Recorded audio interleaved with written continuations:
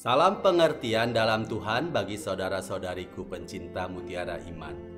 Kalau kebijaksanaan adalah karunia yang pertama, maka sekarang kita akan mulai belajar tentang karunia yang kedua, yaitu pengertian. Seorang pemuda sedang membaca kitab suci sambil sedikit-sedikit memegang dahinya. Lalu ayahnya bertanya, "Kamu sedang membaca kitab suci ya, Rut?" Kemudian anaknya menjawab, "Ya ayah, tetapi saya tidak mengerti apa yang Tuhan inginkan. Saya mau belajar dari ayah bagaimana caranya ayah bisa mengerti isi kitab suci," tanya Rudi. Ayahnya lalu menjawab, "Supaya kamu mengerti, kamu harus meminta karunia roh pengertian dari Allah." Masalah pengertian bukan masalah kecerdasan manusia. Kapasitas intelektual yang kita dapat dianugerahi, bisa yang lebih pintar ataupun yang kurang pintar. Tetapi pengertian ini adalah karunia yang hanya dapat diresapi oleh Roh Kudus, dan yang membangkitkan dalam diri orang Kristen kemampuan untuk memahami lebih dalam sesuatu dari mata dan rencana Allah.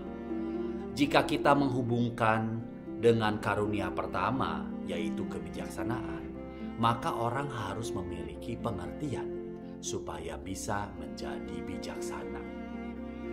Yesus sendiri berkata kepada murid-muridnya dalam Yohanes 14 ayat 26, "Tetapi penghibur, yaitu Roh Kudus yang akan diutus oleh Bapa dalam namaku, Dialah yang akan mengajarkan segala sesuatu kepadamu dan akan mengingatkan kamu akan semua yang telah kukatakan kepadamu." Yaitu untuk memahami ajaran Yesus, untuk memahami firman Allah. Jika kita ingat cerita dalam Injil Lukas yang mengekspresikan kedalaman dan kekuatan dari karunia pengertian ini dengan sangat baik adalah setelah menyaksikan kematian Kristus di kayu salib dan penguburannya, dua muridnya kecewa dan patah hati, meninggalkan Yerusalem dan pergi ke desa mereka yang bernama Emmaus.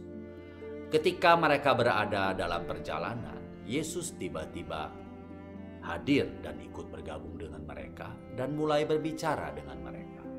Tetapi mata mereka terselubung oleh kesedihan dan keputusasaan, tidak dapat mengenalinya. Tetapi ketika Tuhan menjelaskan kitab suci kepada mereka, sehingga mereka mengerti bahwa Ia harus menderita dan mati dan kemudian bangkit kembali, pikiran mereka terbuka dan harapan dihidupkan kembali di dalam hati mereka.